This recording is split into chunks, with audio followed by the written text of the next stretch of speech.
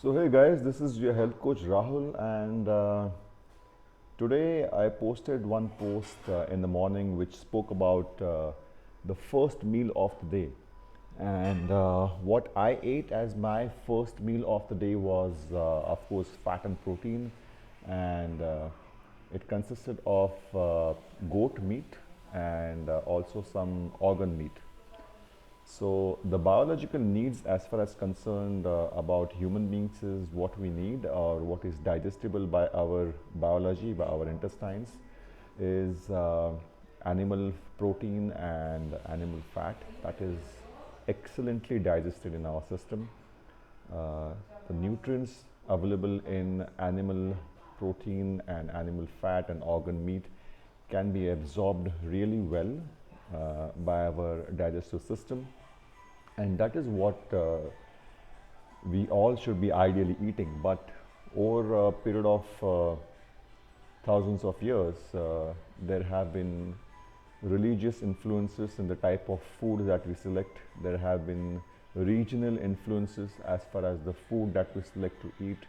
There have been community preferences, and then now as we pick up the basically habits from each other, and certain really smartly developed marketing habits that are being formed in the current population based on certain sponsored or really smartly managed science. People have started eating more of vegetables, more of plant-based stuff. And that is not something really ideal, as we have come to know over a past 10, 15, 20 years, because veganism is basically very new compared to vegetarianism. So human beings are well adapted to eating animal protein and animal fat, certain berries.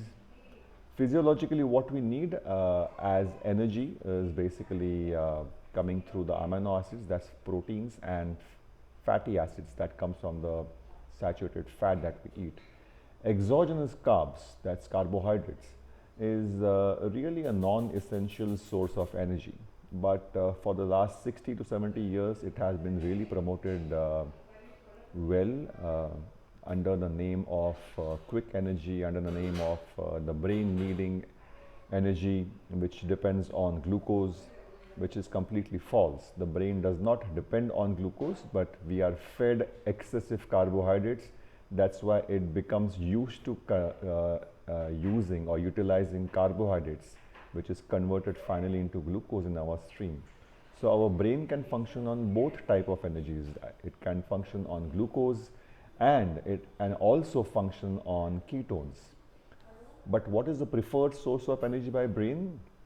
Well, if you go back to being an infant, your brain actually prefers ketones as energy, and glucose is not the preferred source of energy as it has been projected for all these years.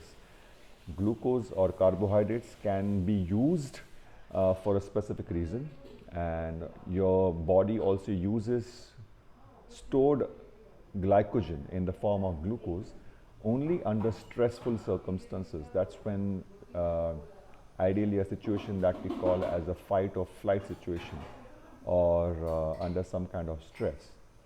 And when I was posting my today morning's post about the first meal of the day, and first meal of the day is basically called the breakfast, and we really don't need to eat multiple number of meals throughout the day.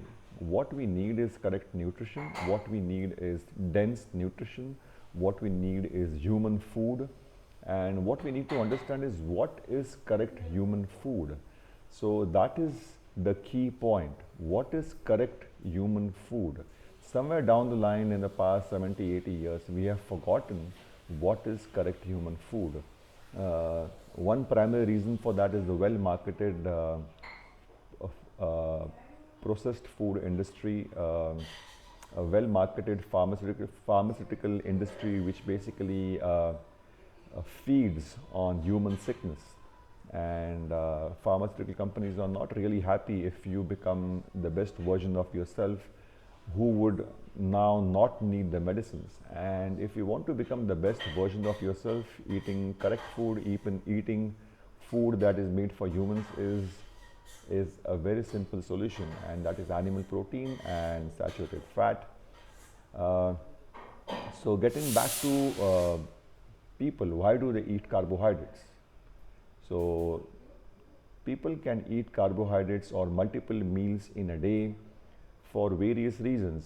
One, they can keep eating carbohydrates frequently is because as carbohydrates are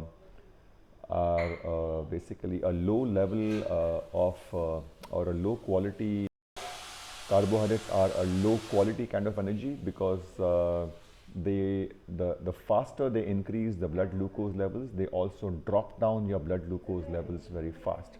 So the modern population, or the modern man, or the modern humans are trapped into this loop of hyperglycemia and hypoglycemia because of the continuous ingestion of carbohydrates. And one of the type of carbohydrates that we eat is basically grains, and amongst the grains, wheat is basically mainly responsible for creating this addiction.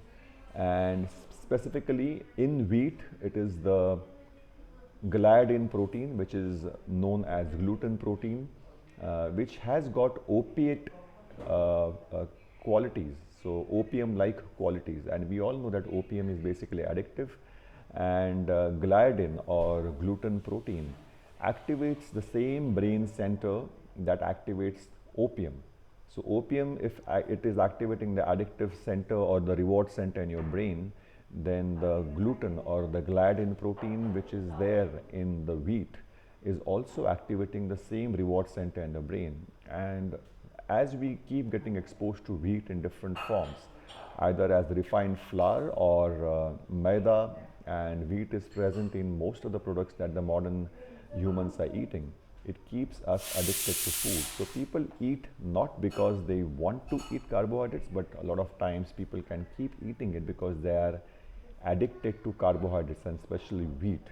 And it becomes difficult for people to even believe that carbohydrates are not good for them, because the brain is so adapted to eating carbohydrates constantly, every 2 hours, 3 hours, every half an hour, 1 hour, in some kind of some form of food. Either it can be a liquid or it can be a solid food. And because you're stuck in that hyperglycemia and hypoglycemia loop, you may end up eating other forms of carbohydrates also, because the moment your body goes into hypoglycemia, that's when you actually feel low energy, you can start sweating, you can get irritated, you can have brain fog, not able to think, because again, the same withdrawal symptoms like addict gets. So this is something that can also happen, and that's why this is one of the reasons that people start looking for food, and people cannot get off these multiple meals a day kind of a pattern. The other thing that I wanted to speak is about the subconscious triggers that people have.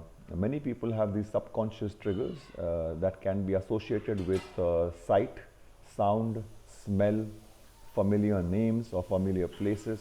So these triggers will kind of trigger a memory from your past life and make you feel like eating that. So it can be a childhood friend who you associate of having a cup of chai on the weekends or in the evenings. So you might want to have that cup of chai the moment you meet that friend. Or it can be a group of friends who you associate who are to drinking alcohol with. And sometimes when you meet those group of friends, even if you have stopped having alcohol or something, you might feel like having alcohol.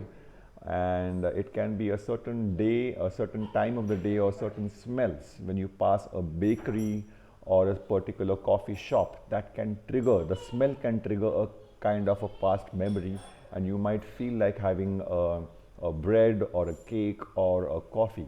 So these subconscious triggers also you should be aware of, whether some kind of person is triggering that kind of a desire, some kind of sight, smell, sound.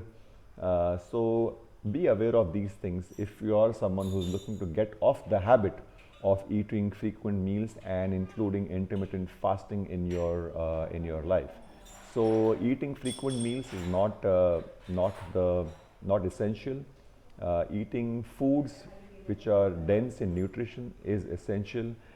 The food that you eat should be able to provide you energy for at least next 7 to 8 hours. And if the food is correct, and if you are used to intermittent fasting, you should be able to last for 24 hours easily without food. And according to me, eating one meal a day is the best practice you can adapt or adopt to basically have great health and walk towards a life which is medicine free. So this was a short video which I wanted to do on my today's post, which was basically about the first meal of the day that should be fat and protein. And whether you're a vegetarian or a non-vegetarian, find out the sources which give you the dense nutrition, the food that should have maximum nutrition, and stick to it. So cheers, and thank you for listening and viewing this small video of mine on live session. If you have any questions regarding this nutrition, you can directly message me. Cheers. Thank you so much.